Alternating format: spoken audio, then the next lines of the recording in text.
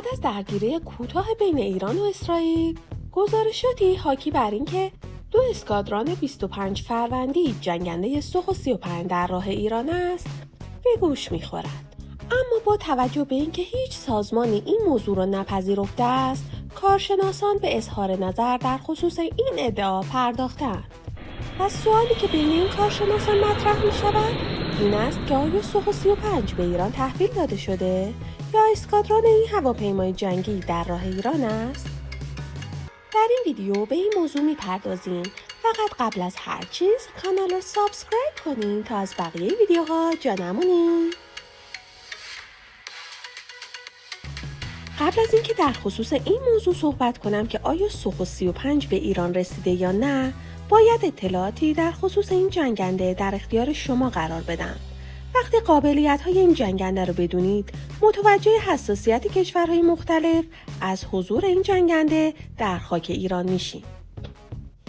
و اما جنگنده سوخو 35 جنگنده چند منظوره ابرچابک تک خلبانه نسل 4 ساخت کشور روسیه است، با قابلیت مانورپذیری بالا که به عنوان یک جنگنده برتر هوایی طراحی شده. سوخو 35 در سازمان ناتو با نام فلانکر ای شناخته میشه.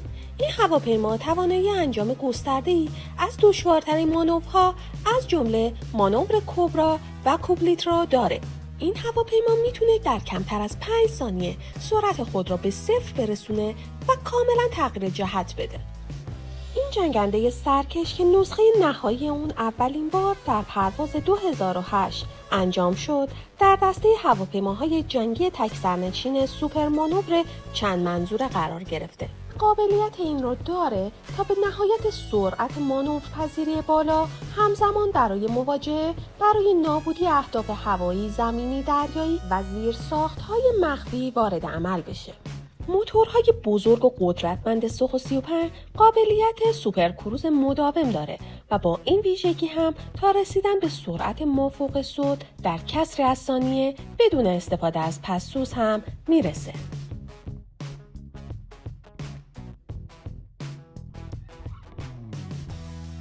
موتورهای این جنگنده دارای رانش سه‌بعدی هستند که به مانورپذیری اون در ارتفاعات مختلف کمک میکنه.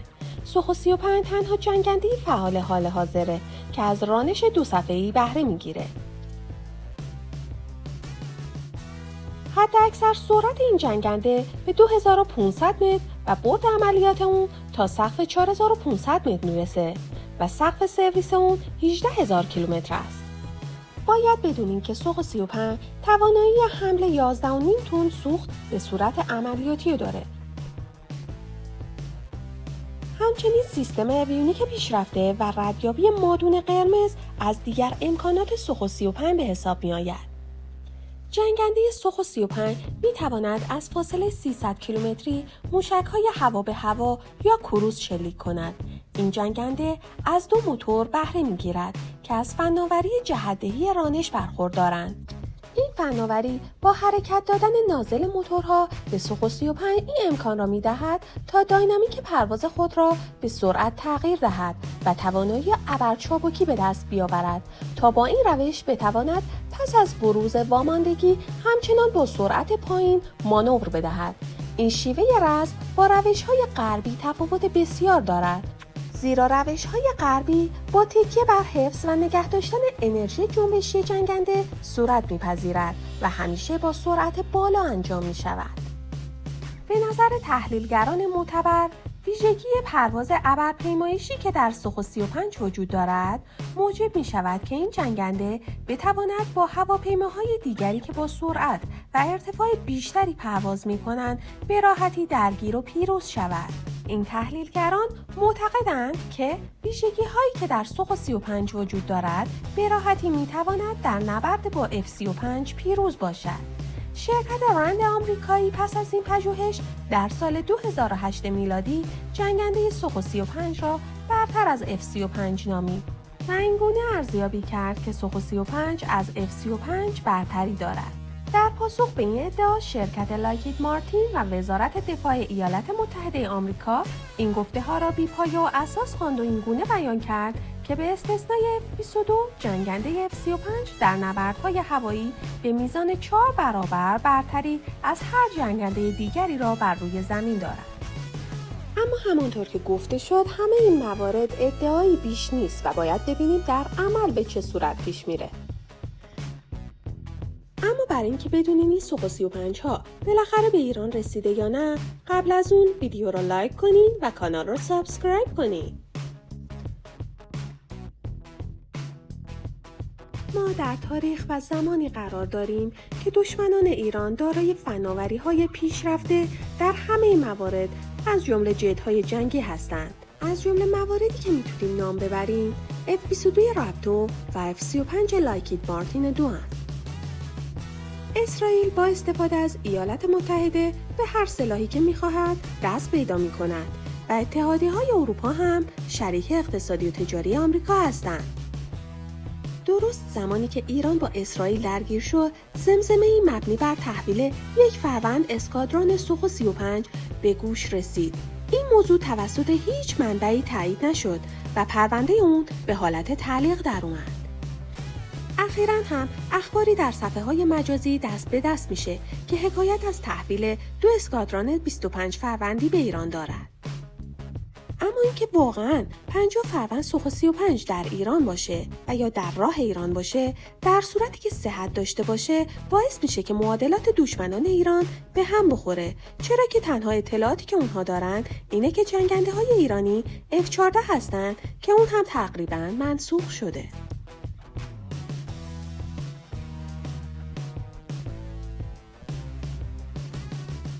در روزهای آینده قراره که رئیس جمهور ایران به مسکو سفر کنه.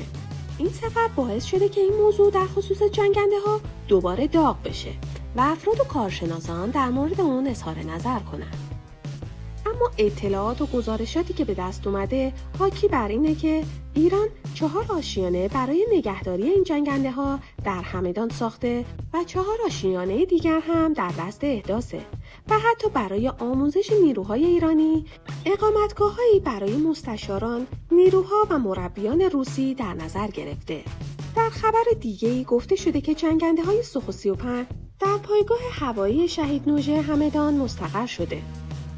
اما به گزارش رسانه‌های اسرائیلی همکنون از 2 اسکادران جنگنده‌ای که مسکو قصد تحویل را به ایران داشته، 1 اسکادران تحویل داده شده. با این حال منابع داخلی با این ادعا مخالفت کردند. رسانه میدلیست اسپکتر گزارش کرده است که 25 فروند از این جنگنده‌ها در همدان و 25 فروند دیگر اون در اصفهان مستقر میشه. شهرت این رسانه از زمانی اتفاق افتاد که اسناد محرمانه پنتاگون مبنی بر حمله اسرائیل به ایران را منتشر کرد. این رسانه گزارش کرده است که 2 فروند سوخو 30 در ایران است و برای مونتاژ آماده است. برخی معتقدند که روسیه به ایران اجازه ساخت و مونتاژ سوخو 30 را داده و ایران در حال راه‌اندازی یک کارخانه بزرگ است. رسانه اوکراینی کیف پست هم مدعیه که مسعود پزشکیان در حاشیه نشست بریکس مجوز ساخت 42 فروند سوخو 35 و تعداد نامشخص سوخو 30 را دریافت کرده است. اما همه این گفته‌ها مورد تایید هیچ سازمان و ارگانی قرار نگرفته است و هنوز جنبه ادعا دارد. ممنونم از اینکه تا اینجا با من همراه بودین. امیدوارم خوشتون اومده باشه.